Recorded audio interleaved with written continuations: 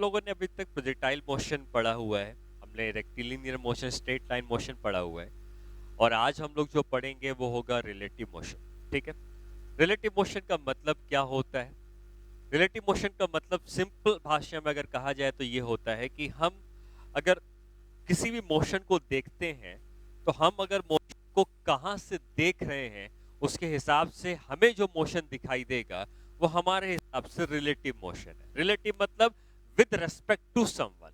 ठीक है, जैसे अब अगर आप ट्रेन में बैठ के किसी मोशन को देखोगे तो वो मोशन उस ट्रेन वाले के रिलेटिव में है। अगर आप ग्राउंड पे खड़े होकर किसी मोशन को देखोगे तो ये मोशन ग्राउंड वाले के रिलेटिव में है। तो रिलेटिव मोशन का मतलब कौन मोशन को देख रहा है और उसके रिलेटिव में मोशन कैसा दिखता है। अब अगर हम रिलेटिव मोशन की ही बात करें तो आप सिंपल एग्जांपल ये समझ सकते हो कि अगर आप एक ट्रेन के अंदर बैठे हो और आपके सामने कोई दूसरा आदमी बैठा है तो वो आपके अकॉर्डिंगली दूसरा आदमी मोशन नहीं कर रहा है, लेकिन वही अगर ग्राउंड से कोई देख रहा होगा तो उसके हिसाब से वो आदमी मोशन कर रहा है। ठीक है, आप अगर ट्रेन में बैठ के बाहर पेड़ को देखोगे तो पेड़ आपको पीछे की तरफ जाता हुआ दिखेगा, तो आपके हिसाब से उसकी पोजीशन बदलती जा रही है, तो उसका मोशन हो रहा है, आपके अकॉर्डिंग हो रहा है। लेकिन वही कोई पेड़ के नीचे बैठा होगा, उसको पेड़ एक ही जगह पर रखा हुआ दिखेगा, तो उसके हिसाब से कोई मोशन नहीं हो रहा है। तो रिलेटिव मोशन में हमें यही समझना है कि अगर कोई मोशन देख रहा है तो उसको मोशन कैसा दिखता है, और सेम चीज को अगर अलग अलग लोग देखते हैं तो सबके अकॉर्डिंगली मोशन अलग अलग तरीके का हो सकता है। इसी का नाम होता है रिलेटिव मोशन। हम लोग रिलेटिव मोशन वन डायमेंशन में पढ़ेंगे, टू डायमेंशन और थ्री डायमेंशन भी आ सकता है। ठीक है, हम स्टार्ट करेंगे पहले वन डायमेंशन से और फिर हम उसको 2D और 3D में भी ले जा सकते हैं। हम लोग प्रोजेक्टाइल मोशन में भी रिलेटिव मोशन लगाएंगे। ठीक है, हम लोग रिलेटिव मोशन वहां भी लगाएंगे जहां पर एक स्विमर को एक रिवर को क्रॉस करना होता है, नदी को क्रॉस करना होता है, वहां भी रिलेटिव मोशन लगता है। जब बारिश होती है तो आप छाता किस एंगल पर पकड़े हो, अगर आप ग्राउंड पे खड़े हो तो छाता किसी अगर अलग एंगल पे पकड़ा जाता है, और वहीं अगर आप स्कूटर में बैठ जाओ तो आपने देखा होगा कि छाता आपको थोड़ा सा आगे करना होता है। आप कहां से मोशन को देख रहे हो, बारिश वही हो रही है, लेकिन मोशन को जहां से देखोगे उसका उसका मोशन हमको अलग डायरेक्शन से अलग वैल्यू का होता हुआ दिखता है।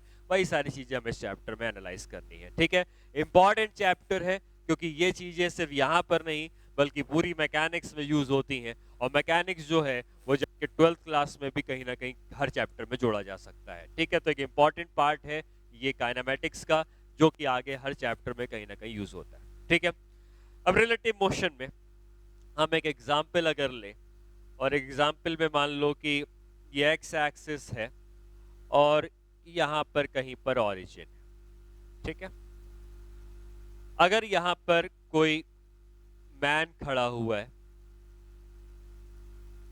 यहाँ पे दूसरा मैन खड़ा हुआ है, और यहाँ पे मान लो तीसरा मैन खड़ा हुआ है। ठीक है, तीनों मैन है अपनी अपनी पोजीशन पर खड़े हुए। अब अगर मैं बात करता हूं कि इसका नाम ए देता हूं, इसका नाम बी देता हूं, ये ओरिजिन पे है तो उसको ओरिजिन कह देते हैं। तो अगर मैं इससे बोलूं कि तुम ए की पोजीशन नापो, तो ये क्या करेगा, एक वेक्टर बनाएगा और ये कहेगा कि ये इसकी पोजीशन है ए की। किसने नापी है? ओरिजिन वाले ने नापी है, तो हम ए लिख रहे हैं तो मतलब वो ओरिजिन ने ही नापी है। ठीक है, उसी तरीके से अगर मैं इससे पूछता कि बी की पोजीशन नापो, तो ये बी की पोजीशन नापता तो ये कहता कि ये इस बी की पोजीशन है इस समय पर। ठीक है, क्योंकि ये वेक्टर है तो हम इसको वेक्टर से रिप्रेजेंट करते हैं। अगर ये कहा जाता ए से कि तुम बी की पोजीशन नापो, तो ए कहता कि मेरे अकॉर्डिंग तो बी की पोजीशन ये है। ठीक है, ए के अकॉर्डिंग बी की पोजीशन ये है, तो ये पोजीशन है किसकी? बी की। किसने नापी? ए ने। तो जब मैं बी कॉमा ए लिख रहा हूं तो बी कॉमा ए का मतलब होता है कि बी की पोजीशन नापी गई है। इसका मतलब होता है position of B with respect to, WRT का मतलब किसने नापा है, किसने देखा, विद रेस्पेक्ट टू ए। तो बी की position with respect to A, जिसको हम कह रहे हैं एक्स बी है। एक्स बी का मतलब क्या है? ये है position of B. Position of B किसके अकॉर्डिंग? किसी और के अकॉर्डिंग जो ओरिजिन पर है। ठीक है, तो उसको सिर्फ मैं पोजीशन ऑफ बी कह सकता हूं। अगर मैं ये लिख रहा हूं पोजीशन ऑफ ए हो जाएगा, ये ए की पोजीशन भी ओरिजिन वाले ने नापी है, बी की पोजीशन भी ओरिजिन वाले ने नापी है, तो बी कामा ओ मैं लिख सकता था, इसका मतलब होता बी की पोजीशन ओरिजिन वाले ने नापी। बट बुक्स में ये कन्वेंशन माना जाता है कि अगर मैं सिर्फ बी लिख रहा हूं तब भी चलेगा। इसका मतलब यही है कि बी की पोजीशन नापी गई है किसी ओरिजिन वाले ने और ए की पोजीशन भी नापी है उसी ओरिजिन वाले ने, या बी और ए की पोजीशन एक कॉमन आदमी नाप रहा है। वो कॉमन आदमी कहीं भी हो सकता है, कोई जरूरी नहीं ओरिजिन में हो, कहीं भी हो सकता है। तो जो पोजीशन बी की नाप रहा है वही पोजीशन ए की नाप रहा है, तो इन दोनों की पोजीशन अगर एक ही इंसान नाप रहा है तो उस इंसान का नाम लिखने की जरूरत नहीं है, ठीक है। लेकिन अगर बी की पोजीशन ए ने नापी है तो हमें लिखना पड़ेगा कि बी की पोजीशन ए ने इस तरीके से मेजर की। अब इस डायग्राम में देख के आप ये कह सकते हो कि ये दोनों वेक्टर अगर जुड़ जाएं तो क्या ये पूरा वेक्टर आ जाएगा, और अगर ये पूरा वेक्टर आ जाएगा तो ये लिखा जा सकता है कि पोजीशन ऑफ ए जो नापी गई है प्लस पोजीशन ऑफ बी जो ए ने नापी है, इन दोनों को जोड़ देंगे तो हमको पोजीशन ऑफ बी मिल जानी चाहिए, ठीक है। इसका मतलब हम ये कह सकते हैं कि पोजीशन ऑफ बी जो ए ने नापी है ये होता है position of B minus position of A. ये एक इंपॉर्टेंट रिजल्ट है जो इस चैप्टर में यूज होता है।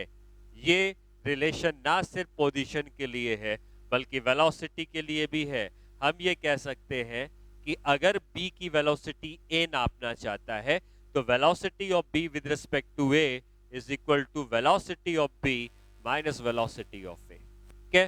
तो अगर b की वेलोसिटी a नापना चाहता है तो b की वेलोसिटी कितनी है, a की वेलोसिटी कितनी है, इन दोनों की वेलोसिटी का वेक्टर डिफरेंस वही आएगा जो b की वेलोसिटी a नापेगा। और सेम रिलेशन किसके लिए आएगा, एक्सेलरेशन के लिए।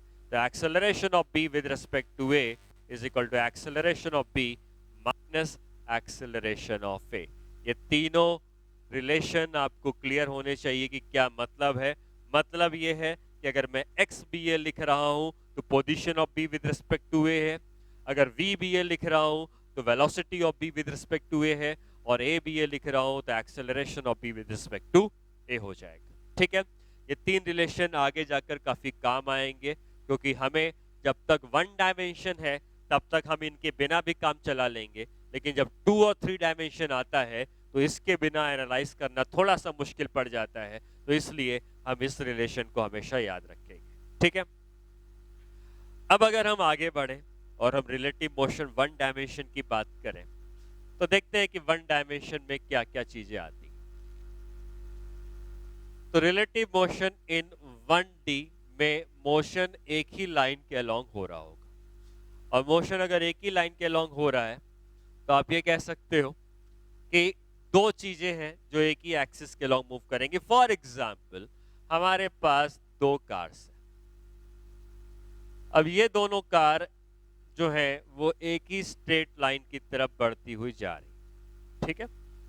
अब ये दोनों कार हो सकता है कि एक दूसरे की तरफ बढ़े या ऐसा भी हो सकता है कि एक दूसरे से अपोजिट चले, लेकिन ये बात तो पक्की है कि ये दोनों एक ही लाइन के लॉन्ग मोशन कर रहे हैं जो सेम भी हो सकती है अपोजिट भी हो सकती है। अब अगर हम बात करते हैं कि इस कार की स्पीड मान लो VA है और इस कार की स्पीड मान लो VB है, ठीक है, या V और VB की मैं वैल्यू दे देता हूं। अगर इसकी स्पीड है 10 मीटर पर सेकेंड और इसकी स्पीड है मान लो 4 मीटर पर सेकेंड, ठीक है, तो अब समझते हैं कि रिलेटिव मोशन में हमें करना क्या है। जहां तक वन डायमेंशन की बात है वहां पर आपको एक सिंपल तरीका अपनाना है रिलेटिव मोशन के लिए, कि रिलेटिव मोशन का मतलब ये होता है कि जो भी मोशन को देखता है वो खुद को रुका हुआ मानता है। अगर आप ट्रेन से बैठकर मोशन को देख रहे हो तो आपके हिसाब से आप रुके हो और बाहर की चीजें चल रही हैं, ठीक है। जो भी मोशन को देखेगा वो खुद को रुका हुआ मानेगा, ये रूल है। तो अब अगर मान लो ए को मोशन को देखना है, ए को मोशन को देखना है, ए भी चल रहा है बी भी चल रहा है, ग्राउंड से कोई देखता तो कहता दोनों चल रहे हैं। लेकिन अगर ए को सिर्फ मोशन को देखना होता तो ए खुद को मान लेता रेस्ट में।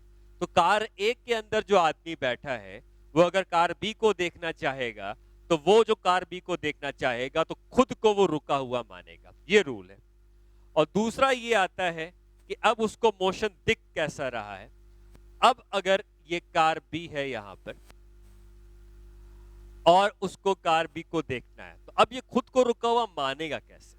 तो खुद को रुका हुआ मानने के लिए अगर मैं दोनों को 10 और 10 लेफ्ट में दे दूं, ठीक है, इसको भी 10 लेफ्ट में दे दूं, इसको भी 10 लेफ्ट में दे दूं, तो क्या इन दोनों का 10 मिलके ये 0 आ जाएगा, ये रुक गया। और ये 10 और ये 4 मिलके कितना हो जाएगा, 14। तो कार भी उसको 14 मीटर पर सेकंड से अपनी तरफ आती हुई दिखती है, ठीक है। तो जब कार ए वाला बी को देखता है, कार ए भी चल रही है, बी भी चल रही है, लेकिन जब ए बी को देखेगा तो उसको लगेगा कि बी बहुत तेजी से उसकी तरफ आ रहा है और उसकी स्पीड 14 मीटर पर सेकंड के बराबर है और ये अब अपनी पोजीशन से नहीं हिलेगा। वहीं अगर यही मोशन बी को देखना होता, तो बी को देखना होता तो सेम तरीका होता कि अगर ये मोशन बी को देखना है तो जिसको भी मोशन को देखना है वो खुद को क्या मानेगा, रेस्ट में मानेगा।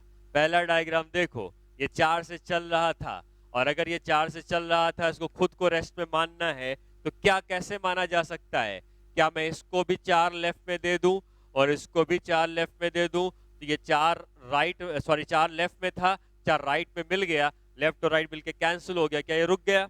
और जब इसकी बात करेंगे तो 10 और 4 दोनों जुड़ गए और दोनों जुड़ने के बाद ये कितना आ गया, 14 के बराबर आ गया, ठीक है। तो अब अगर बी से पूछा जाए तो बी भी कहेगा कि ए उसको 14 मीटर पर सेकंड से अपनी तरफ आते हुए लगता है। ए से पूछा जाए तो ए भी यही कहता कि बी उसको 14 मीटर पर सेकंड से अपनी तरफ आता हुआ लगता है। तो चाहे ए देखे या बी देखे, दोनों को ही एक दूसरे को देखने पर 14 मीटर पर सेकंड से अपनी तरफ आते हुए दोनों एक दूसरे को देख सकते हैं, ठीक है। यही है रिलेटिव मोशन। तो ओवरऑल रूल क्या है? रूल ये है कि जो भी मोशन को देखना शुरू करेगा वो खुद को रोक देगा।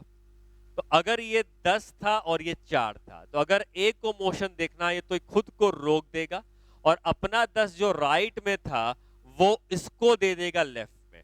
तो अगर ये 10 से राइट में जा रहा था तो इसको 10 लेफ्ट में दे देगा और 10 लेफ्ट में देने पर 4 पहले से था तो 14 हो जाएगा।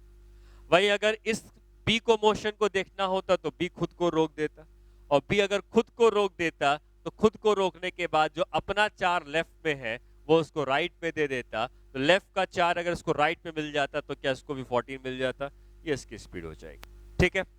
इस तरीके से हमको रिलेटिव मोशन को वन डायमेंशनल मोशन में डिस्कस करना होगा। ओवरऑल आप ये भी कह सकते हो कि जब ये दोनों अपोजिट डायरेक्शन में थे तो इनकी रिलेटिव वेलोसिटी जब निकाली गई, रिलेटिव वेलोसिटी में क्यों कह रहा हूं, क्योंकि कार ए ने जो देखा है वो कार ए की रिलेटिव वेलोसिटी है, जो बी ने देखा है वो कार बी की रिलेटिव वेलोसिटी है। ए ने जब रिलेटिव वेलोसिटी निकाली तो 14 की आई और जब बी ने रिलेटिव वेलोसिटी निकाली तो 14 की आई। दोनों को रिलेटिव वेलोसिटी की सेम वैल्यू दिखती है। मतलब अगर आप एक ट्रेन पे बैठे हैं और एक दूसरी ट्रेन आपके बगल से गुजर रही है, तो आपने जब दूसरी ट्रेन की स्पीड को कैलकुलेट किया तो जो वैल्यू आई, दूसरी ट्रेन वाला भी जब पहली ट्रेन को कैलकुलेट करेगा तो वही वैल्यू आएगी। बस अंतर ये होगा कि अगर इसको ये कार लेफ्ट में जाती हुई दिखती है तो इसको ये कार राइट में आती हुई दिखेगी, बस यही अंतर होगा, वैल्यू सेम रहेगी, ठीक है। रिलेटिव मोशन में अगर यही दोनों कार्स सेम डायरेक्शन में जा रही होती तो क्या लिखते हम, जैसे ये कार है, कितनी स्पीड थी इसकी, 10 मीटर पर सेकेंड, और जो दूसरी कार है इसकी स्पीड है 4 मीटर पर सेकेंड। ये दोनों कार एक तरफ जा रही हैं, ये ए है और ये बी है। तो अब अगर हम ए के हिसाब से मोशन देखते और बी के हिसाब से मोशन देखते तो क्या तरीका होता?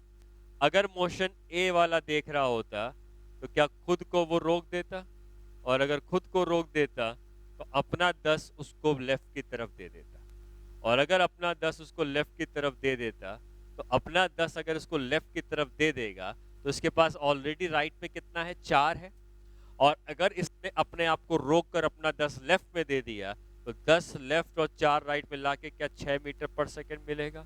तो इसको ऐसा लगेगा कि जो दूसरी कार बी है ये उसकी तरफ 6 मीटर पर सेकेंड से आ रही है। आप खुद फील करें इस बात को कि आप पीछे चल रहे हैं, एक कार आगे चल रही है आपके, उस कार की स्पीड कम है, आपके कार की स्पीड ज़्यादा है, तो क्या आपको ऐसा लगेगा कि वो कार और आपके कार के बीच की दूरी कम होती जा रही है? कम होती जा रही है तो ऐसा लगेगा कि आगे वाली कार उसके पीछे की तरफ चलती हुई उसको लगेगी। ठीक है? वही अगर हम दूसरी कार के हिसाब से मोशन देखते और कार बी के हिसाब से अगर मोशन देखते, तो कार बी वाले को हम खुद क्या करते, रेस्ट में मान लेते, और कार बी को अगर हम रेस्ट में मान लेते तो ये अपना 4 जो राइट में है इसको लेफ्ट में दे देता, और अगर 4 लेफ्ट में दे देता, 10 ऑलरेडी राइट में था, तो 10 और 4 का कितना आ जाता, 6 मीटर पर सेकंड। ठीक है, तो आप देख सकते हैं कि जितनी स्पीड से ए बी को देखता है उतनी स्पीड से बी ए को देखता है, बस अंतर ये है कि ए को बी अगर लेफ्ट की तरफ आता हुआ दिखेगा तो बी को ए राइट की तरफ जाता हुआ दिखेगा। ठीक है, तो ये रिलेटिव मोशन वन डायमेंशन की बात होगी। अब इतने के ऊपर ही हम प्रॉब्लम भी कर सकते हैं। क्वेश्चन क्या कर सकते हैं, मैं इसी डायग्राम में आता हूं। मैं ये कहता हूं कि इनके बीच की जो दूरी है वो मान लो है 60 मीटर। ठीक है, तो ऑब्वियसली पीछे वाले कार की स्पीड आगे वाले कार की स्पीड से ज्यादा है, ये 10 मीटर हर 4 मीटर पर सेकंड, तो कभी ना कभी कार इसको ओवरटेक करेगी। तो क्वेश्चन ये पूछा जाता है, मान लो कि find the time at which A overtakes B. ठीक है, इसके लिए ये प्रॉब्लम है, कितने समय के बाद ए बी को ओवरटेक करता है। देखो, रिलेटिव वेलोसिटी हो सकती है, आप अलग अलग जगह से देखेंगे तो वेलोसिटी अलग अलग दिखती है, एक्सेलरेशन अलग अलग दिख सकता है, डिस्प्लेसमेंट अलग अलग दिख सकता है, लेकिन टाइम एक ऐसी चीज है जो हर जगह से सेम दिखती है।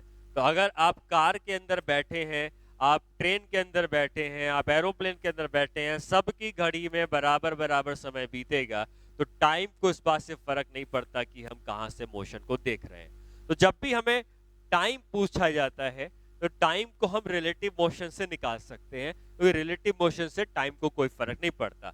जितना टाइम इसकी घड़ी बताती कि ये कार ओवरटेक कर रही है, उतना ही टाइम इसकी घड़ी बताती कि इस कार ने ओवरटेक कर लिया, तो टाइम जो है वो हर सब के लिए सेम है।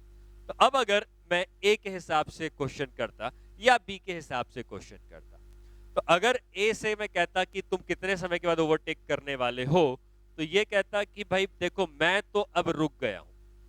जो मोशन को देखता है वो खुद को क्या मान लेता है, रुका हुआ मानता है। तो ए कहेगा कि मैं तो रुका हुआ हूं, मैं कहीं नहीं जा रहा हूं। अब अगर मैं बी को ओवरटेक करना चाहता हूं तो वो तभी होगा जब बी उल्टा आके मुझे पीछे निकल जाए। तो अब ए को ऐसा ही लग रहा है कि बी उसकी तरफ आ रहा है और पीछे निकल जा रहा है, तो बी को कितना पीछे आना है जिससे ए उससे आगे हो जाए। तो बी को 60 मीटर पीछे आना है। कितनी स्पीड से आना है, 6 मीटर पर सेकंड से आना है।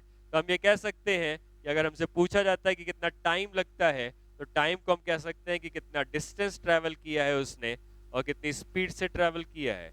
तो कार ने जो डिस्टेंस ट्रेवल किया है यहां से यहां तक, ये 60 मीटर का किया है। कितनी स्पीड से किया है, 6 मीटर पर सेकंड से किया है। टाइम कितना आ जाएगा, 10 सेकंड। तो 10 सेकंड के बाद ये जो पीछे वाली कार है ए, ये बी को ओवरटेक करके चली जाएगी। ठीक है, ये टाइम आ गया। लेकिन अगर इसी क्वेश्चन में ये पूछा जाता या नेक्स्ट क्वेश्चन होता, find the distance travelled by car A before overtaking. ये जब डिस्टेंस की बात कर रहा है या डिस्प्लेसमेंट की बात कर रहा है, तो ये जो है ये रिलेटिव मोशन के अंदर आता है और ये अलग अलग जगह से अलग अलग दिखता है। जब भी कोई चीज पूछी जाती है कि ये कितना है, तो वो अक्सर ग्राउंड से ही पूछी जाती है। तो अगर ये कह रहा है कि कितना डिस्टेंस ट्रेवल किया, तो अब कोई आदमी ग्राउंड के किनारे खड़ा होगा और वो दोनों ही कार को देख रहा होगा चल रही हैं, और ए ने जब बी को ओवरटेक किया होगा तो बी भी आगे बढ़ता जाएगा, ए भी आगे बढ़ता जाएगा, और कहीं जाके ए ने बी को ओवरटेक किया होगा। तो जब डिस्टेंस पूछता है तो हम इस क्वेश्चन को ग्राउंड से करते हैं। जब टाइम पूछता है तो हम रिलेटिव मोशन से करेंगे, आसानी से आ जाएगा। लेकिन जब डिस्टेंस पूछेगा तो हम सारी चीजें ग्राउंड से आके करेंगे। तो अब हम जब डिस्टेंस पूछ रहा है तो किस डायग्राम में आएंगे, पहले डायग्राम में आएंगे। हमें यह पता है कि जो ओवरटेक किया है ए ने बी को, वो कितने समय के बाद किया है? 10 सेकंड के बाद किया है। और इन 10 सेकंड में बी भी चला होगा और ए भी चला होगा। अब इन 10 सेकंड में बी कितना चला होगा? ये 4 मीटर पर सेकंड से चल रहा है, तो मान लो यहां पे कहीं पर ए ने बी को ओवरटेक किया, यहां पर ए बी को ओवरटेक करता हुआ निकल रहा है, ठीक है। तो अगर यहाँ पे ओवरटेक करता हुआ निकल रहा है तो आप ये बता सकते हैं, क्योंकि 10 सेकंड में ओवरटेक हुआ है, तो बी 10 सेकंड में 4 की स्पीड से कितना चल जाएगा? 40 मीटर चल जाएगा। Distance is equal to speed into time. और ए उन्हीं 10 सेकंड में 10 की स्पीड से कितना चल जाएगा? 100 मीटर चल जाएगा। देख सकते हो 10 की स्पीड है, 10 सेकंड में ओवरटेक कर रहा है, तो 10 इंटू 10 100 मीटर चलेगा। और बी 4 की स्पीड है, 10 सेकंड में ओवरटेक कर रहा है, तो 40 मीटर चलेगा। 60 मीटर कार ए पहले से पीछे थी, कार बी 40 चली है और कार ए पूरा 100 मीटर चल के गई होगी। तो हमें जब डिस्टेंस निकालना होता है तो डिस्टेंस को हम कहां से निकालते हैं? ग्राउंड से निकालते हैं। और डिस्टेंस को हम लिखते हैं स्पीड इनटू टाइम। कितनी स्पीड है, किसका डिस्टेंस पूछा गया है? Travelled by car A. Car A की स्पीड कितनी है? 10 की। कितने समय ओवरटेक हुआ? 10 सेकंड। कितना डिस्टेंस ट्रेवल किया? 100 मीटर की दूरी उसने ट्रेवल की होगी, ठीक है। रुको।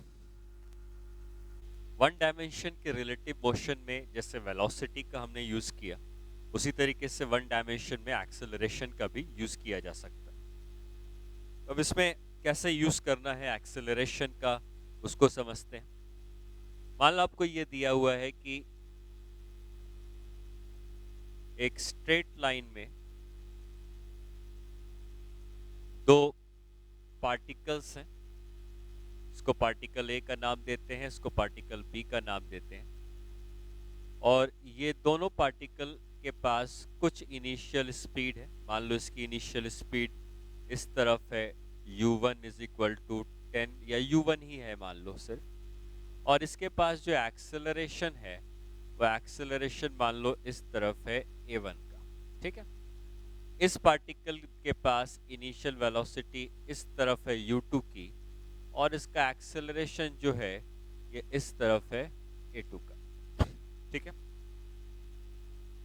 इनके बीच का जो डिस्टेंस है वो l के बराबर है। तो क्वेश्चन ये है कि फाइंड द टाइम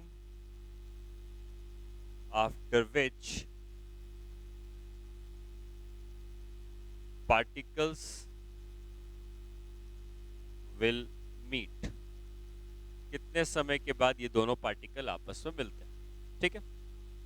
तो ऐसे क्वेश्चन को करने के लिए हमें रिलेटिव मोशन का यूज करना होगा।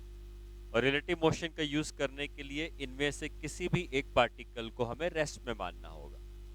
मान लो मैंने कहा कि जो बी है वो रेस्ट में है, और अगर बी रेस्ट में है तो उसके पास जो भी चीजें हैं वेलोसिटी और एक्सेलरेशन वो ए को दे देगा, लेकिन अपोजिट डायरेक्शन। तो अगर बी खुद को रोकता है तो अपना u2 उसको राइट में दे देगा। इसके पास पहले से u1 राइट में था, अब u2 भी राइट में मिल जाएगा, तो इसकी total velocity u1 plus u2 की हो जानी चाहिए, ठीक है। उसी तरीके से अगर इसका एक्सेलरेशन राइट में था, उसको लेफ्ट में दे देगा। इसके पास राइट में a1 था और इसने लेफ्ट में a2 दे दिया। अगर हम a1 को a2 से बड़ा मानते हैं तो हम ये कह सकते हैं कि a1 माइनस a2 का एक्सेलरेशन इसके पास नेट बचेगा, क्योंकि a1 इधर जा रहा था, a2 इधर था, इसने a2 उसको खुद को रोका, तो a2 लेफ्ट में दे दिया, a2 लेफ्ट में दे दिया, तो नेट a1 माइनस a2 का एक्सेलरेशन बचा। और डिस्टेंस l के बराबर था तो l के बराबर ही हो गया। अब अगर हमें पता करना है कि ये पार्टिकल कितने समय के बाद एक दूसरे से मिलने वाले हैं, तो बी मोशन को देखेगा और बी कहेगा कि मैं तो रुका हुआ हूं, इसके पास इनिशियल वेलोसिटी इतनी है, इसके पास एक्सेलरेशन इतना है, और ये इतना डिस्टेंस इसको कवर करना है। तो अगर हम फॉर्मूला लगाते हैं s is equal to u t plus half a t square, तो ये फॉर्मूला बी लगा रहा है। बी कहेगा कि अगर एक को आकर मुझसे मिलना है तो उसको l की दूरी कवर करनी पड़ेगी। बी कहेगा कि ए के पास initial velocity u1 plus u2 की है, टाइम t के बाद वो उससे मिलता है, और इसके पास जो एक्सेलरेशन है वो a1 माइनस a2 का है और टाइम t स्क्वायर। तो बेसिकली ये टाइम में एक क्वाड्रेटिक इक्वेशन बनेगी जिसको सॉल्व करके हम टाइम की वैल्यू निकाल सकते हैं। तो मैंने सिर्फ आपको एक तरीका बताया है। ऑब्वियसली आपको u1 u2 की वैल्यूज दी होंगी, a1 a2 की वैल्यूज भी दी होंगी। तो यहाँ पे टाइम में क्वाड्रेटिक बन के टाइम की वैल्यू निकाल लेंगे। जो भी टाइम पॉजिटिव आएगा वही इसका आंसर हो जाएगा कि ए और बी कितने समय के बाद आपस में एक दूसरे से मिलते हैं। तो ये क्वेश्चन कराने का सिर्फ यही मतलब था कि आप इस बात को समझें कि जिस तरीके से कोई पार्टिकल जब रुकता है, रुका हुआ मानता है, तो अपनी वेलोसिटी दूसरे वाले को अपोजिट डायरेक्शन में देता है, उसी तरीके से अपना एक्सेलरेशन भी दूसरे वाले को अपोजिट डायरेक्शन में दे देगा। ठीक है, नेक्स्ट क्वेश्चन करते हैं। इसमें क्या है कि जैसे मान लीजिए हमारे पास दो ट्रेन्स हैं और दोनों ही ट्रेन किसी एक सिंगल ट्रैक में चल रही है। तो उसमें से एक ट्रेन आगे है और एक ट्रेन पीछे है। अब जो आगे वाली ट्रेन है उसकी कुछ स्पीड हमको दी है और पीछे वाली जो ट्रेन है इसकी स्पीड दी है। तो मान लो ये ट्रेन पीछे वाली है, इसके आगे एक और ट्रेन चल रही होगी और इसकी भी कुछ ना कुछ हमको स्पीड दी होगी। अब क्वेश्चन ये है कि जो ट्रेन आगे वाली है उसका ड्राइवर ऑब्वियसली पीछे वाली ट्रेन को नहीं देख सकता है, लेकिन जो ट्रेन पीछे से आ रही है उसका ड्राइवर जरूर इस आगे वाली ट्रेन को देख सकता है। इन दोनों की स्पीड हमको दी हुई है। मान लो इसकी स्पीड हमको दी है 90 किलोमीटर पर आवर और इसकी स्पीड हमको दी है 72 किलोमीटर पर आवर। ठीक है, तो अब अगर ऐसा होगा तो दोनों ट्रेन के बीच में कोलिजन हो जाएगा। इनके बीच की दूरी भी हमको दी है, मान लो वो दूरी दी है 1000 मीटर्स के बराबर या 1 किलोमीटर के बराबर। 1 किलोमीटर ही मान लेते हैं। अब क्वेश्चन ये पूछा है कि जो पीछे वाला ट्रेन का ड्राइवर है वो देखता है कि उसके आगे एक ट्रेन चल रही है तो ब्रेक लगाएगा और ब्रेक लगाने से रिटार्डेशन प्रोड्यूस होगा और रिटार्डेशन कम से कम कितना हो जिससे कि कोलिजन को अवॉइड किया जा सके। ठीक है, तो क्वेश्चन हम इस तरीके से नोट कर सकते हैं। इसको ट्रेन बी का नाम दे देते हैं, इसको ट्रेन ए का नाम दे देते हैं। तो driver of train B applies brake to avoid collision.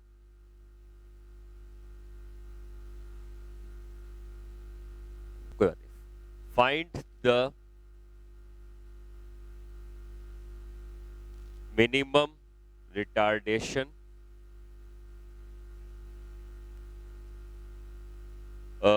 the brakes should produce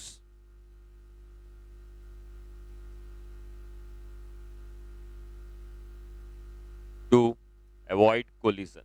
ठीक है, तो हमें बेसिकली ये पता करना है कि कोलिजन अगर हम चाहते हैं कि ना हो तो इस ट्रेन के ब्रेक लगाने से कितना रिटार्डेशन प्रोड्यूस होता है।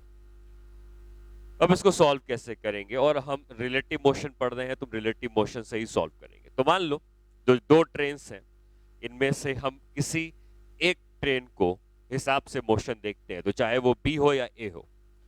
मान लो ट्रेन बी वाला अगर ट्रेन ए को देखेगा, ठीक है, या मान लो ए वाला बी को देख रहा है, ए वाले को बी दिख नहीं रहा है मान लो, लेकिन यहाँ पे कोई पीछे बैठा होता और वो बी को देखता तो उसको क्या दिखता। तो अगर ये बी को देखता तो क्या ये अपनी स्पीड उसको दे देता, और अगर ये अपना 72 किलोमीटर पर आवर ये रेस्ट में आ जाता और अपना 72 किलोमीटर पर आवर जो उसको राइट में था वो उसको लेफ्ट में दे देगा, और लेफ्ट में दे देगा तो इसके पास कितना बचेगा 18 किलोमीटर पर आवर। ठीक है, इसके पास 90 था, इसके पास 72 था, इसने खुद को रोका, अपना 72 लेफ्ट में दे दिया, इसके पास बचता है 18 किलोमीटर पर आवर। ठीक है, अब इस ट्रेन में अब देखो ये वाली ट्रेन रुक गई, अब ये ट्रेन नहीं चलने वाली है, वो अपनी जगह पे रुकी हुई है। तो इसके पीछे बैठा हुआ आदमी कहेगा कि मैं रुका हुआ हूं, और अगर ये ट्रेन कोलिजन नहीं करेगी तो इसमें जो ब्रेक लगेगा वो ब्रेक कुछ ऐसा लगना चाहिए कि 1 किलोमीटर पहुंचते पहुंचते ये वाली ट्रेन भी उसके पीछे आकर रुक जाए।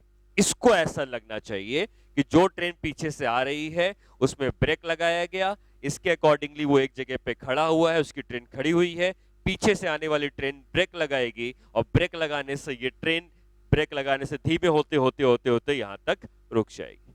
तो हम क्या ये वाला फॉर्मूला लगा सकते हैं, कौन सा, v square is equal to u square plus 2as।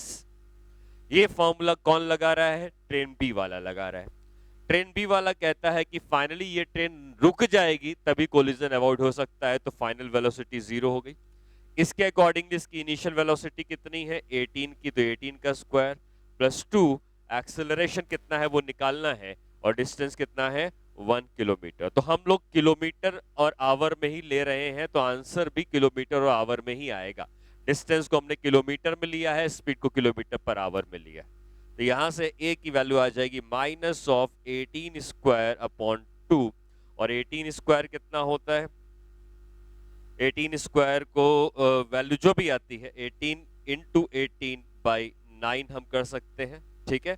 और ये हो जाएगा 18 9, और ये हो जाएगा 18 सॉरी 2 है, सॉरी यहाँ पे 2 आएगा, तो 18 इंटू 9 माइनस साइन के साथ आएगा, और 18 इंटू 9 की जो वैल्यू होती है वो आ जाएगी माइनस 162, और यूनिट क्या होगी, kilometre per our square. Kilometre per our square इसलिए क्योंकि हम सारी चीजें किलोमीटर और आवर में लेते हुए जा रहे हैं, ठीक है।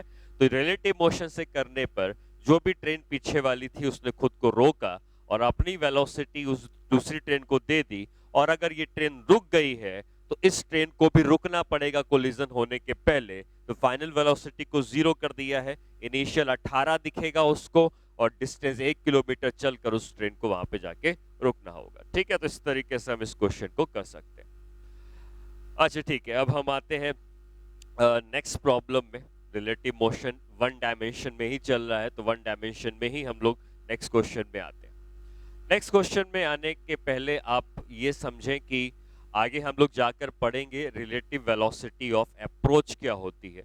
और रिलेटिव वेलोसिटी ऑफ अप्रोच का मतलब होता है कि जब दो चीजें एक दूसरे को अप्रोच करती हैं तो एक को दूसरा कितनी वेलोसिटी से अपनी तरफ आता हुआ दिखता है, इसको हम रिलेटिव वेलोसिटी ऑफ अप्रोच कहते हैं, ठीक है। तो कई चीजें रिलेटिव वेलोसिटी ऑफ अप्रोच से रिलेटेड होती हैं। तो मैं ये सोच रहा हूँ कि ठीक है, वो क्वेश्चन हम तभी करेंगे जब रिलेटिव वेलोसिटी अप्रोच पढ़ लेंगे। अभी फिलहाल हम लोग नेक्स्ट पार्ट मूव करते हैं। ये लो, हम रिलेटिव मोशन वन डायमेंशन पढ़ रहे थे, उसी तरीके से रिलेटिव मोशन इन 2 डायमेंशन भी आता है, रिलेटिव मोशन अंडर ग्रेविटी भी आता है। ग्रेविटी के अंदर जो रिलेटिव मोशन होगा वो भी 1D और 2D में ब्रेक किया जा सकता है। तो हम लोग एक काम करते हैं, हम लोग रिलेटिव मोशन इन 1 डायमेंशन ही पढ़ेंगे, लेकिन अब इसको अंडर ग्रेविटी पढ़ते हैं। Relative motion under gravity. जब रिलेटिव मोशन अंडर ग्रेविटी को हम 2 डायमेंशन में पढ़ेंगे तो वो प्रोजेक्टाइल मोशन के रिलेटिव मोशन होता है, और जब 1 डायमेंशन में पढ़ रहे हैं तो पार्टिकल सीधा ऊपर या सीधा नीचे आ रहा होगा, ठीक है। तो रिलेटिव मोशन अंडर ग्रेविटी, इसका हम लोग 1 डायमेंशनल पार्ट पढ़ते हैं। अब इसमें एक बात को आपको समझना है कि अगर हमारे पास कोई भी 2 पार्टिकल्स हैं जो फ्रीली ग्रेविटी के अंदर मूव कर सकते हैं। फ्रीली का मतलब क्या है, ये मार्कर फ्री नहीं है, इसको मैंने पकड़ा हुआ है तो इसका एक्सेलरेशन ग्रेविटी के बराबर नहीं है। मैंने इसको छोड़ दिया तो अब ये ग्रेविटी के अंदर गिरने लगेगा, तो इसको हम कहेंगे फ्री फॉल कर रहा है।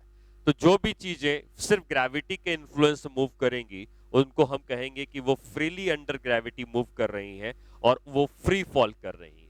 और जो भी पार्टिकल फ्री फॉल कर रहे हैं हम उनके लिए रिलेटिव मोशन समझना चाहते हैं। तो अगर ये पार्टिकल ए है, इसके पास ग्रेविटी का एक्सेलरेशन क्या नीचे की तरफ आएगा, वैल्यू मैं लिख रहा हूं जी की नीचे की तरफ आएगी। डायरेक्शन आप देते तो ऑब्वियसली कहते कि नीचे माइनस लिखना चाहिए, बट मैं सिर्फ वैल्यू लिख रहा हूं। और अगर ये पार्टिकल के अब देखा जाए तो इसका एक्सेलरेशन भी नीचे की तरफ जी का ही होना चाहिए। दोनों पार्टिकल के एक्सेलरेशन जी के बराबर हैं और दोनों डाउनवर्ड एक्सेलरेशन है, क्योंकि दोनों फ्री फॉल कर रहे हैं। अगर ये मार्कर को मैं ऊपर उठा के ले जा रहा हूं तो ये फ्री फॉल नहीं कर रहा है, इसका कुछ अलग एक्सेलरेशन होगा, लेकिन जब छोड़ देंगे तो ये फ्री फॉल करेगा।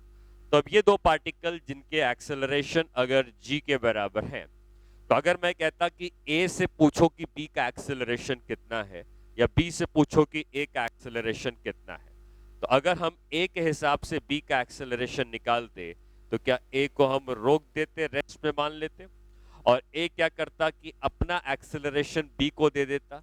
और अगर ए अपना एक्सेलरेशन बी को देता तो जो वो नीचे जा रहा था इसका एक्सेलरेशन उसको ऊपर दे देता, और ऊपर देने से क्या इसका नेट एक्सेलरेशन 0 हो जाता। और अगर नेट एक्सेलरेशन 0 हो जाता तो पार्टिकल ए को पार्टिकल बी के पास नेट एक्सेलरेशन जीरो दिखाई देगा। मतलब पार्टिकल ए के अकॉर्डिंग पार्टिकल बी के पास कोई भी एक्सेलरेशन नहीं होगा, और अगर किसी के पास एक्सेलरेशन नहीं होता है तो उसको कैसा मोशन मिलता है?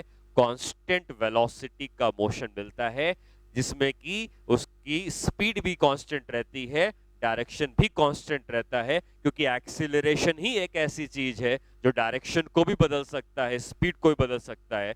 लेकिन अगर ए के अकॉर्डिंग बी का एक्सेलरेशन जीरो है तो ए कहेगा कि बी के पास कोई भी एक्सेलरेशन नहीं है, तो उसकी वेलोसिटी जीरो होगी। वहीं अगर बी से कहा जाता कि भाई तुम मोशन देखो, तो अगर बी मोशन देखता तो बी खुद को रोक देता, और अगर बी खुद को रोक देता तो अपना ए जो नीचे की तरफ है इसको ऊपर की तरफ दे देता। ऑलरेडी इसके पास नीचे जी था और इसने अपना जी ऊपर दे दिया, तो क्या हम ये कह सकते हैं कि उसको ए का एक्सेलरेशन कितना दिखाई देता? जीरो दिखाई देता।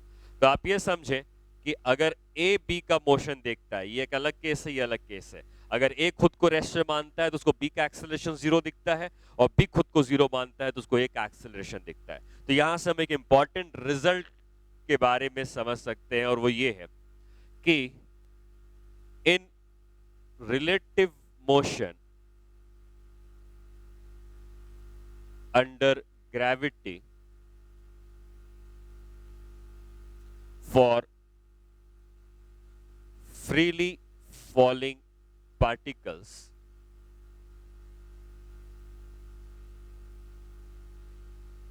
the relative acceleration is zero। ठीक है, relative acceleration zero, A B का एक्सेलरेशन जीरो दिखेगा, बी ए का एक्सेलरेशन जीरो दिखेगा। And relative acceleration is zero, इसका मतलब क्या हुआ? इसका मतलब यह हुआ कि motion seen by one particle of other particle will be uniform motion. Uniform motion की डेफिनेशन हम पहले भी सीख चुके हैं। यूनिफॉर्म मोशन का मतलब होता है एक ऐसा मोशन जिसमें कांस्टेंट वेलोसिटी होती है। ठीक है, यूनिफॉर्म मोशन, कांस्टेंट वेलोसिटी मतलब क्या हुआ कि हमको ऐसा दिखेगा कि particle travels in straight line with constant speed. देखो, अभी मैं आपको ये बता रहा हूं कि रिलेटिव मोशन वन डायमेंशन में होगा तो क्या होगा, लेकिन इस चीज को हम टू डायमेंशन, थ्री डायमेंशन में भी जनरलाइज कर सकते हैं। टू डायमेंशन, थ्री डायमेंशन में जनरलाइज करने का मतलब हो सकता है कि ए के पास वेलोसिटी कहीं इधर होती, बी के पास कहीं वेलोसिटी इधर होती, तो ऑब्वियसली ये अपना कुछ प्रोजेक्टाइल मोशन कर रहा होता, ये अपना कुछ प्रोजेक्टाइल मोशन कर रहा होता। ठीक है, लेकिन अगर ए बी को देखता, ये अपना अपना प्रोजेक्टाइल मोशन कर रहे हैं, कोई ग्राउंड से खड़ा हुआ देखेगा उसको ए भी प्रोजेक्टाइल में जाता हुआ दिखेगा, बी भी प्रोजेक्टाइल में जाता हुआ दिखेगा। लेकिन अगर ए से मैं पूछूं कि तुम बी का मोशन देखो, तो जब ए बी का मोशन देखेगा तो ए को बी बिना एक्सेलरेशन के चलते हुए लगेगा, और अगर ए को बी बिना एक्सेलरेशन के चलते हुए लगेगा तो वो मोशन कैसा होगा? Constant velocity in a straight line. ठीक है, मतलब ये कह सकते हो when one projectile observes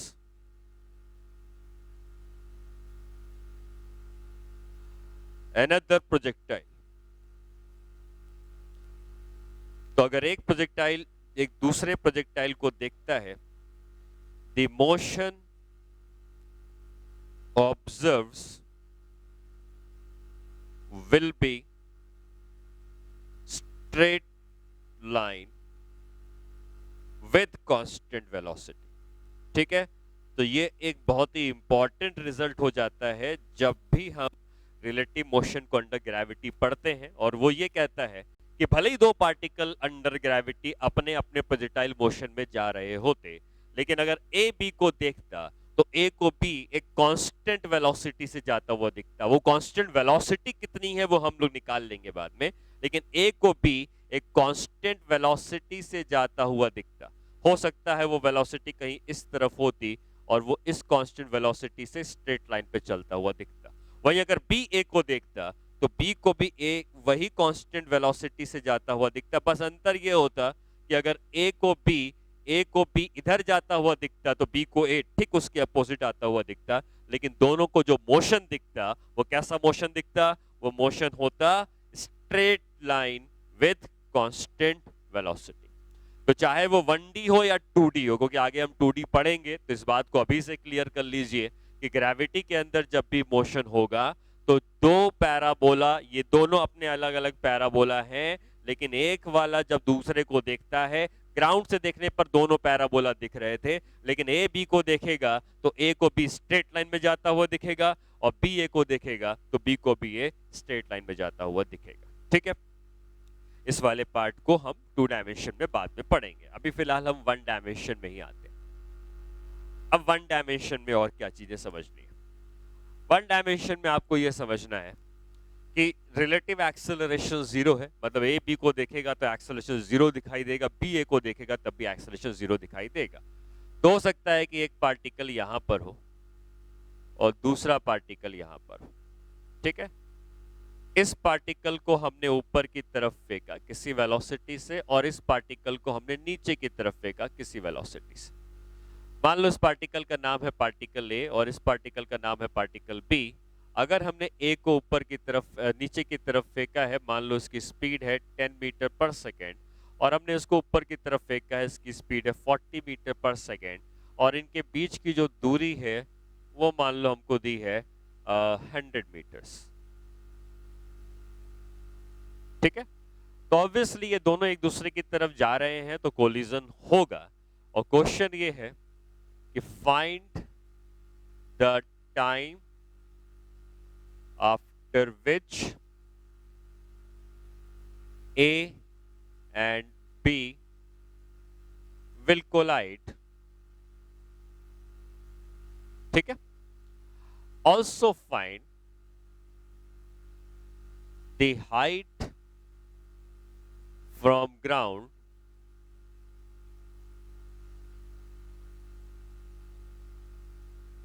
where collision occurs।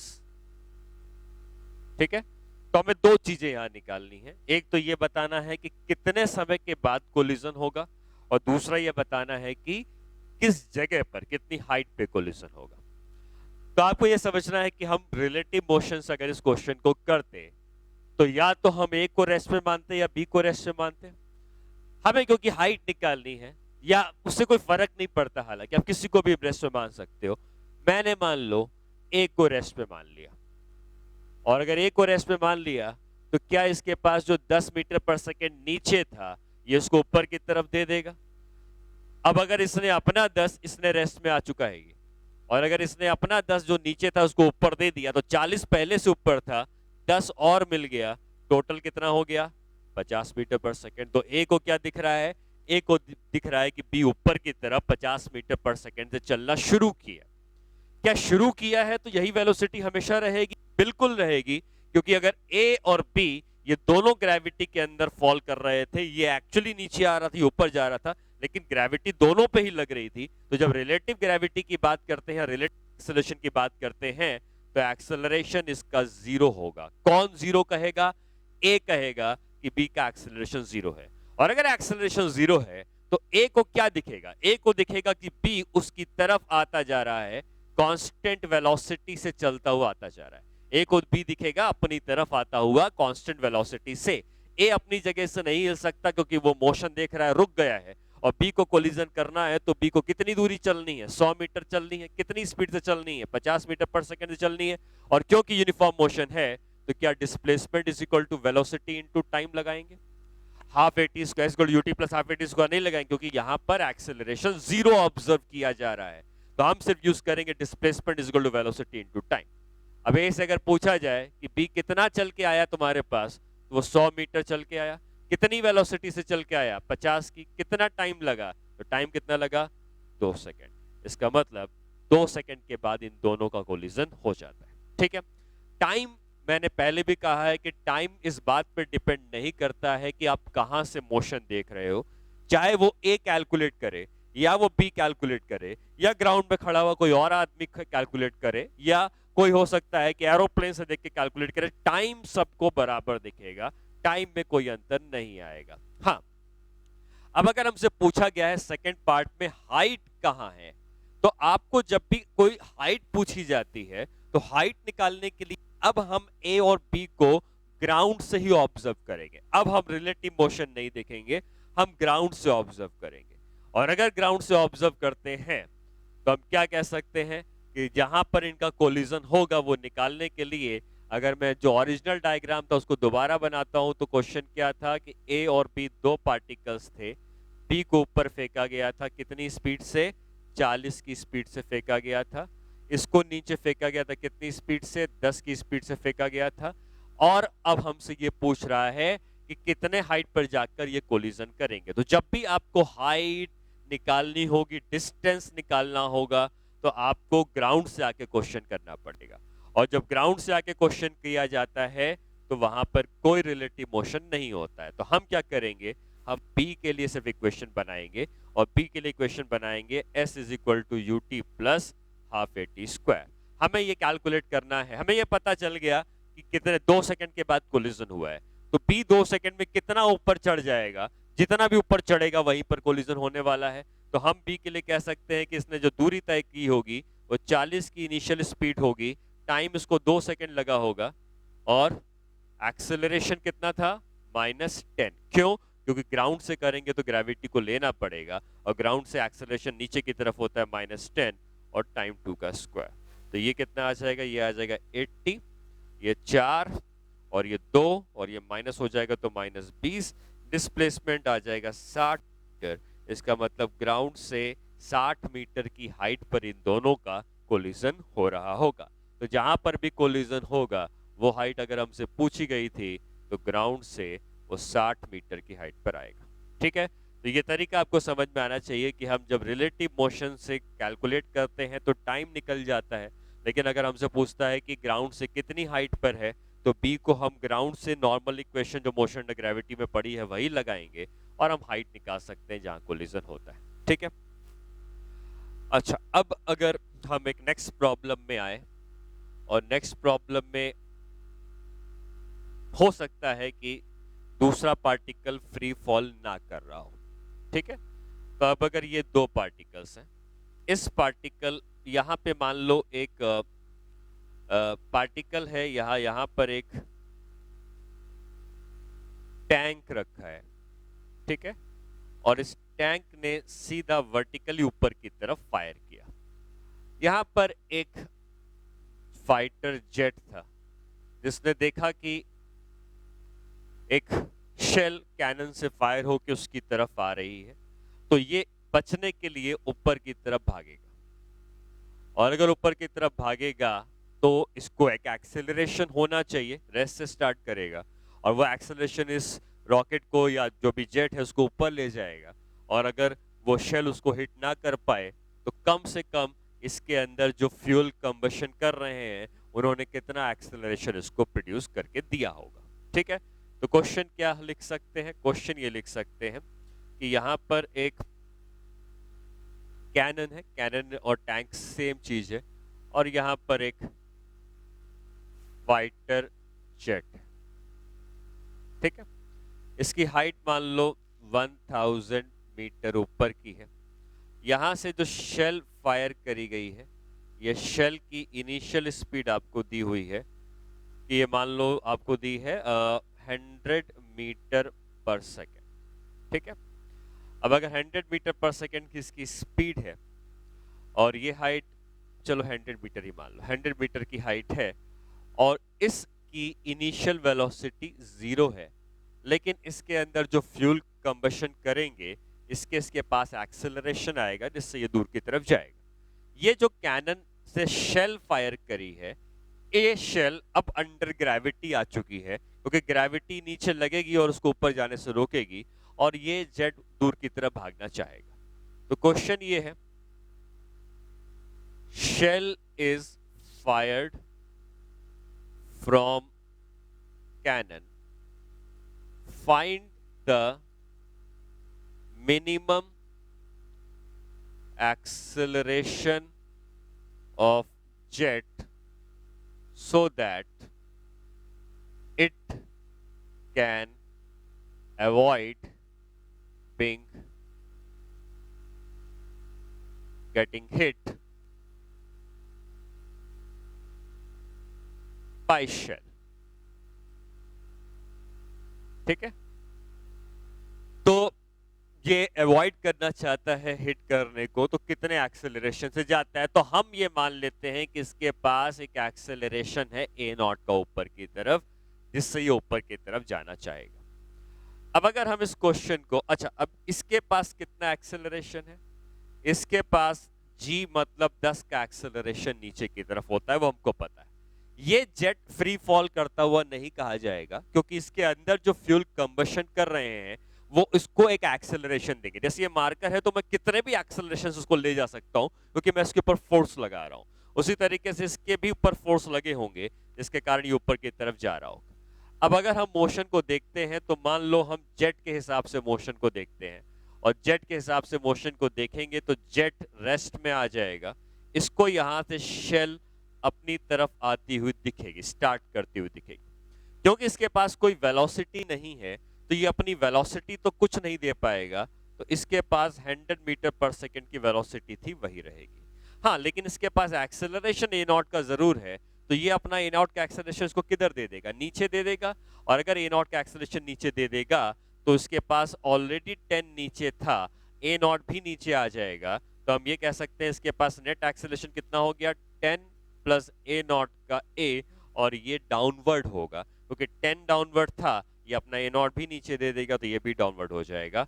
अब ये जो फाइटर जेट है ये अपनी पोजीशन पर वहीं रुका रहेगा, शेल उसकी तरफ आएगी और शेल उसकी तरफ आके उसको हिट करना चाहेगी। जैसे ट्रेन वाला क्वेश्चन हमने किया था कि एक ट्रेन रुक गई थी, पीछे से ट्रेन आके लड़ना चाह रही थी, लेकिन अगर ट्रेन नहीं लड़ेगी तो क्या कंडीशन थी कि ये शेल यहां तक पहुंचते पहुंचते हिट करने के ठीक पहले कितनी वेलोसिटी कर ले? 0। ऐसा किसको लग रहा है? फाइटर जेट वाले को लग रहा है, क्योंकि वो अपनी जगह पर रुक चुका है, उसको शेल अपनी तरफ आती हुई दिख रही है, वो अब नहीं चल सकता क्योंकि वही मोशन देख रहा है, और शेल उसकी तरफ आई और टकराने के ठीक पहले रुक गई, तो फाइनल वेलोसिटी कितनी हो जाएगी? 0। और अगर फाइनल वेलोसिटी 0 हो गई तो v square equal to u square plus 2as लगा देंगे। फाइनल वेलोसिटी 0 हो गई, इनिशियल वेलोसिटी कितनी थी? 100 का स्क्वायर प्लस 2, एक्सेलरेशन कितना है? 10 प्लस ए नॉट, दूरी कितनी है? 100 मीटर के बराबर। ठीक है, तो यहां से क्या आ जाएगा? यहां से आ जाएगा 2 times of 10 plus a not is equal to minus 100। तो यहां से आ जाएगा a not is equal to ये माइनस 50, और ये इधर चला जाएगा तो minus 60 metre per second square. Minus क्यों आया है एक बार चेक कर लेते हैं। 10 प्लस ए नॉट है, यू स्क्वायर 0 है, वी इतना है, और 2 10 plus a not into S, तो ये आ जाएगा माइनस 100, 2 प्लस ए नॉट। और अच्छा, एक चीज हमने गलत करी है। क्या गलत करी है? ये जो एक्सेलरेशन है वो नीचे की तरफ आया है ना, तो इसलिए ये ए की वैल्यू पॉजिटिव नहीं पुट करेंगे, हम नेगेटिव पुट करेंगे, क्योंकि ए जो आया है वेलोसिटी ऊपर की तरफ है तो पॉजिटिव है, ए नीचे की तरफ है तो नेगेटिव, तो माइनस पुट करेंगे, तो ये प्लस हो जाएगा और ये प्लस हो जाएगा। मतलब इस जेट के पास जो एक्सेलरेशन होना चाहिए वो कम से कम 60 मीटर पर सेकंड स्क्वायर के बराबर होना चाहिए। अगर इससे ज्यादा हो तो और अच्छी बात है, लेकिन इससे कम होगा तो शेल जाके उसको हिट कर जाएगी। ठीक है, नेक्स्ट क्वेश्चन करते हैं। इसमें क्या है कि मान लेते हैं कि हमारे पास एक बस दी हुई है,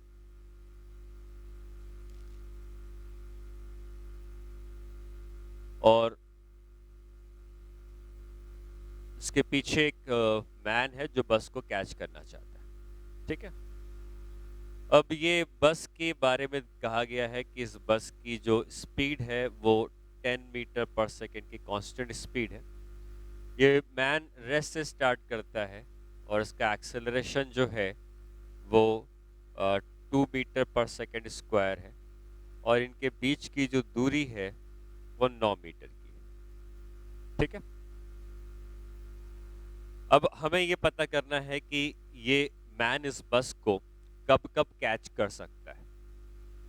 तो कब कब कैच कर सकता है, मैंने उल्टा लिख दिया। एक्चुअली ये बस एक्सेलरेट कर रही है, बस की इनिशियल स्पीड 0 है और इसका acceleration 2 metre per second square का है, और मैन जो है ये constant speed 10 metre per second से चलता है। ठीक है, तो क्वेश्चन ये है कि man runs with constant speed and bus starts from rest. Find the time after which man can catch the bus। ठीक है, तो हमें ये पता करना है कि मैन अगर इस बस को कैच करता है तो वो कौन कौन से समय है जिसमें कैच कर सकता है। तो अगर हम इसको रिलेटिव मोशन से करते तो क्या होता है। रिलेटिव मोशन से करते तो क्या करते कि इस बस को हम बस के अकॉर्डिंग देखते कि बस को क्या दिखता है, और बस को हम मान लेते रेस्ट में। अगर बस रेस्ट में हो जाती तो बस क्या करता, बस अपना वेलोसिटी और एक्सेलरेशन इस मैन को दे देता। क्योंकि इसके पास कोई वेलोसिटी नहीं है, इसके पास 10 की वेलोसिटी है, तो इसको 10 की वेलोसिटी ही रहेगी, इसको कोई भी मोशन रिलेटिव मोशन से वेलोसिटी नहीं मिली।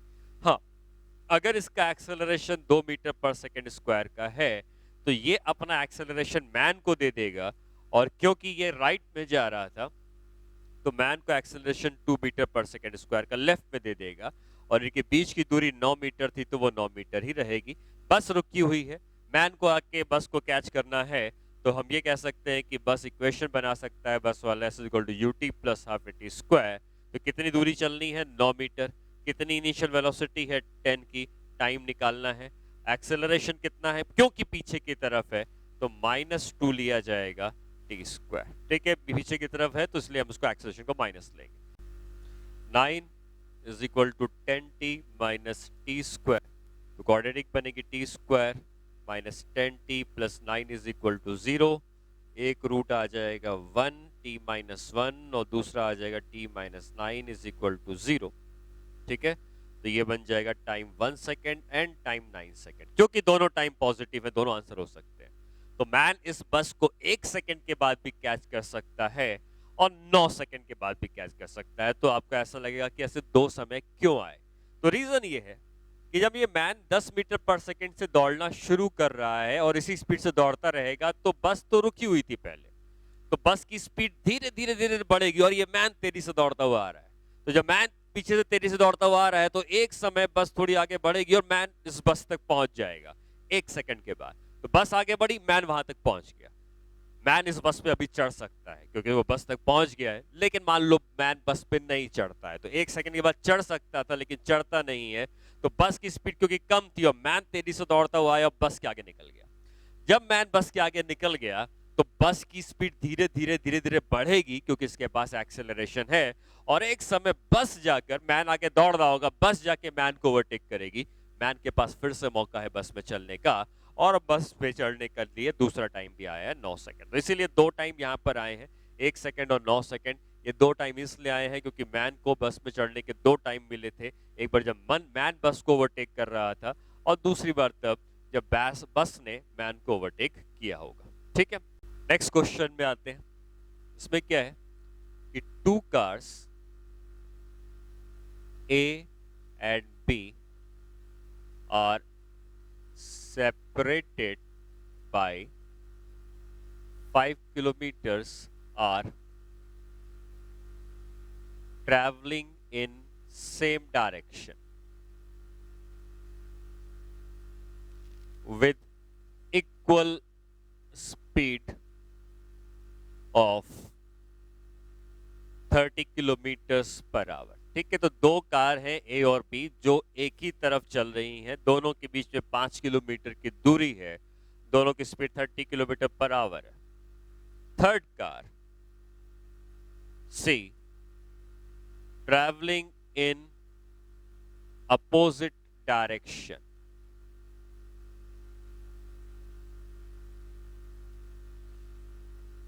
meets the two cars in the time interval of 4 minute. ठीक है, तो अपोजिट डायरेक्शन से तीसरी कार आ रही थी, एक बार वो पहली कार से मिली, फिर दूसरी कार से मिली, और इन दोनों की कार के मिलने के बीच में उसको 4 मिनट का समय लगा। तो क्वेश्चन ये है कि find the speed of car C, जो तीसरी कार है उसकी स्पीड के बारे में पूछा गया है। तो बेसिकली क्वेश्चन क्या हुआ, इसको अगर हम समझना चाहें तो क्वेश्चन ये है कि यहाँ पे दो कार्स हैं, ये कार है एक, ये स्ट्रेट लाइन पे चल रही है, यहाँ पे दूसरी कार है, ये भी स्ट्रेट लाइन पे चल रही है, इसको कार ए कहते हैं, इसको कार बी कहते हैं। दोनों की स्पीड 30 किलोमीटर पर आवर के बराबर है। और एक तीसरी कार है सी, जो कि अपोजिट डायरेक्शन में चलती हुई जा रही है, सी कार, और इसकी स्पीड कितनी है हमें नहीं पता। ठीक है, लेकिन ये कहता है कि तीसरी कार जब ए से मिली और तीसरी कार जब बी से मिली तो 4 मिनट का समय बीत गया, और इनके बीच में कितना डिस्टेंस है, 5 किलोमीटर का है। ठीक है, तो एक काम करते हैं, हम कार सी के हिसाब से मोशन को देखते हैं।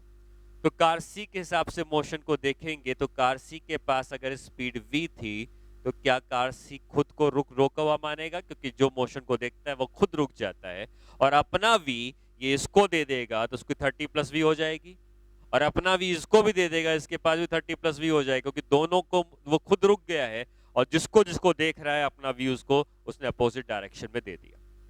जब कार ए सी से मिला तो सी वहीं पर खड़ा हुआ था, क्योंकि वो मोशन को देख रहा है, वो रुका हुआ है। एक बार कार आती है, इससे मिलती है, और फिर पीछे वाली कार भी आती है, वो मिलती है, ये यहीं पे खड़ा रहेगा। ये रोड के किनारे गाड़ी रोक के खड़ा हो चुका है, क्योंकि वो मोशन देख रहा है।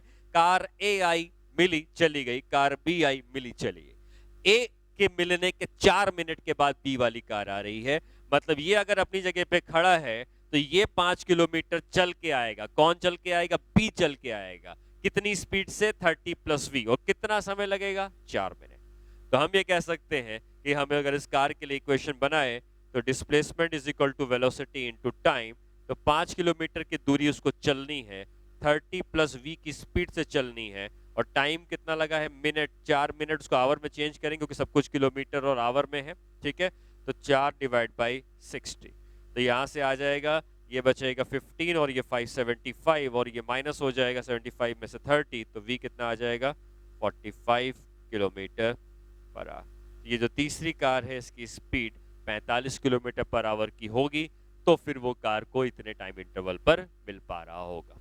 ठीक है, नेक्स्ट क्वेश्चन में आते हैं। क्वेश्चन कुछ ऐसा है कि अ coin is released from rest inside the lift from the height of 2 meters above the floor of lift। ठीक है, लिफ्ट के अंदर 2 मीटर की हाइट से कॉइन को रिलीज किया गया। अब ये कहता है कि if the lift starts accelerating downwards, या अपवर्ड मान लो, upwards with acceleration of 2 meter per second square, find the time after which the coin will strike the lift। ठीक है, बेसिकली हमारे पास ये दिया हुआ है कि लिफ्ट है, और इस लिफ्ट स्टार्टिंग में लिफ्ट भी रुकी हुई है और कॉइन भी रुका हुआ है, और अब इस लिफ्ट के अंदर एक कॉइन जो कि 2 मीटर की हाइट पर था, इसको ड्रॉप कर दिया गया। जैसे ही उसको ड्रॉप किया वो फ्री फॉल करने लगा है, अब उसको लिफ्ट से कोई लेना देना नहीं है, वो अंडर ग्रेविटी फॉल कर रहा है। और जैसे ही ये नीचे गिरना शुरू हुआ उसी समय लिफ्ट ऊपर चलने लगी और लिफ्ट के पास ऊपर की तरफ एक्सेलरेशन आ गया 2 मीटर पर सेकंड स्क्वायर का। इसकी इनिशियल वेलोसिटी भी जीरो थी। कॉइन को ड्रॉप किया गया, कॉइन की इनिशियल वेलोसिटी जीरो है, लेकिन देखो लिफ्ट फ्री फॉल नहीं कर रही है, लिफ्ट को रस्सी खींच रही होगी और उसको एक्सेलरेशन 2 का मिला है, लेकिन कॉइन नीचे की तरफ गिर रहा होगा और कॉइन का एक्सेलरेशन नीचे की तरफ मिला है और इसके एक्सेलरेशन की वैल्यू ग्रेविटी के बराबर 10 मीटर पर सेकंड स्क्वायर। ये पता करना है कि कॉइन लिफ्ट पे कब टकराता है। तो अगर कॉइन लिफ्ट पे कब टकराता है हमें ये पता करना है, तो हम एक काम करेंगे कि किसी एक चीज को रेस्ट में मान लेंगे और हम क्यों ना लिफ्ट को ही रेस्ट में मान लेते हैं। और अगर लिफ्ट रेस्ट में आ जाएगा तो अपना वेलोसिटी और एक्सेलरेशन कॉइन को दे देगा। इसके पास कोई वेलोसिटी तो थी नहीं जो उसको दे पाए, तो इसके पास जीरो था तो अभी भी इसको जीरो ही मिलेगा, लेकिन अपना 2 का एक्सेलरेशन जो ऊपर की तरफ था कॉइन को नीचे दे देगा और कॉइन को नीचे देने से इसका एक्सेलरेशन 12 का हो जाएगा डाउनवर्ड। ठीक, अब इस कॉइन को यहाँ चलना है और ग्राउंड पे आके टकराना है। लिफ्ट रुक गई है, अब लिफ्ट रुकी है, कॉइन आके टकराएगा। कितना दूरी चलनी है? 2 मीटर की चलनी है और 12 का एक्सेलरेशन है। तो अब अगर हम टाइम निकालना चाहें तो लिफ्ट वाला यूज कर सकता है ut plus half a t square. कितनी दूरी चलनी है? नीचे की तरफ चलनी है तो हम माइनस ले लेते हैं, -2। इनिशियल वेलोसिटी 0 और नीचे की तरफ ही एक्सेलरेशन है तो -12 इंटू टी स्क्वायर। तो हम लिख सकते हैं टी स्क्वायर की वैल्यू कितनी आ जाएगी? 1/6 आ जाएगी, सॉरी 4/6 आ जाएगी और 4/6 मतलब 2/3, मतलब टाइम आ जाएगा √2/3। इतने समय के बाद ये कॉइन जाकर लिफ्ट से टकरा जाएगी। ठीक है, तो इस तरीके से हम इस क्वेश्चन को कर सकते हैं। 2/6 नहीं 1/3 आएगा ना, एक मिनट, ये 4 1/3 आएगा, 1/3 1/3। ठीक है, तो देख सकते हैं कि इस तरह इसको भी हमने रिलेटिव मोशन से ही किया है। तो जहां पर भी 2 पार्टिकल्स इन्वॉल्व हैं वो सारे क्वेश्चंस रिलेटिव मोशन से कर सकते हैं। बिना रिलेटिव मोशन के भी ये क्वेश्चन होता, लेकिन तब हमें ये क्वेश्चन करने में ज्यादा समय लगता, ज्यादा मेहनत लगती, ज्यादा सोचना पड़ता। रिलेटिव मोशन में चीजें आसानी से हो जाती है। तो हमने आज की क्लास में 1 डायमेंशन में रिलेटिव मोशन कैसा होता है इस बात को सीखा।